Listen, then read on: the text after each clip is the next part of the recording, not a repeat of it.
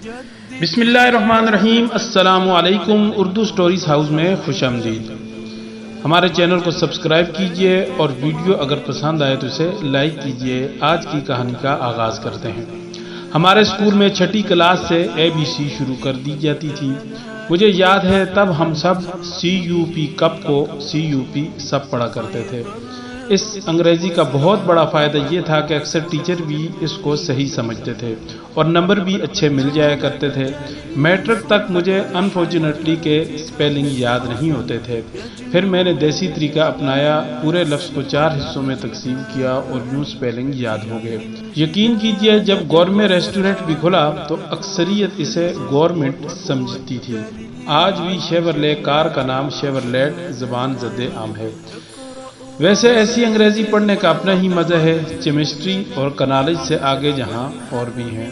میرے ایک دوست کو سخت غصہ ہے کہ انگریزوں نے ہماری اردو پر ڈاکہ ڈال دیا ہے اور اب ہم ہر بندہ رومن انگریزی میں اردو لکھنے لگا ہے۔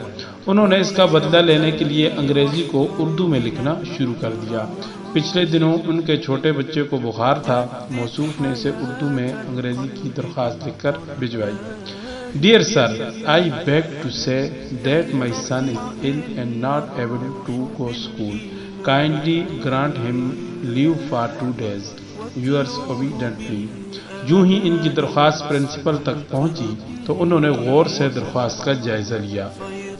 جب کچھ سمجھ نہ آیا تو ایک خاتون ٹیچر کو بلایا اور درخواست دکھا کر مطلب پوچھا۔ خاتون کچھ دیر تک غور سے درخواست دیکھتی رہی، پھر اچانک ان کے چہرے کا رنگ متغیر ہوا، زرد ہوا، کپکپائی ہوئی آواز میں بولی، سر یہ کسی نے آپ پر انتہائی خطرناک تعویذ کر دیا ہے۔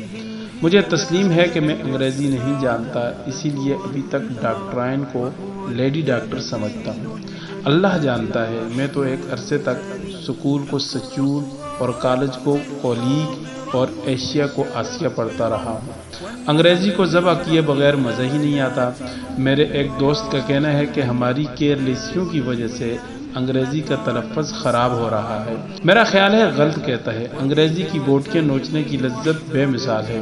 بندہ پوچھے کہ جب CUT کٹ ہے تو PUT پٹ ہونا چاہیے، اب CUT کٹ کہہ کر پھر PUT پٹ کیوں پڑھا جاتا ہے؟ مختلف ممالک کے نام بھی عجیب و غریب ہیں۔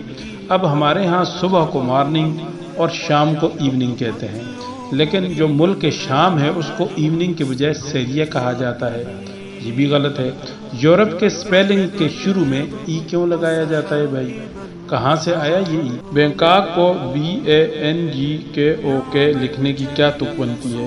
بلا وجہ جی اندر کیوں گھسایا ہوا ہے؟ یہ سب چیزیں غلط ہیں اور ہمارا فرض بنتا ہے کہ جتنا ہو سکے انگریزی کو ہم ٹھیک کریں تاکہ انگریز بھی ساتھ ٹھیک ہو جائے۔ ویڈیو پسند آئی ہے تو لائک کیجئے، چینل کو سبسکرائب کیجئے۔ ملتے ہیں اگلی ویڈیو میں، اجازت دیجئے، اللہ حافظ۔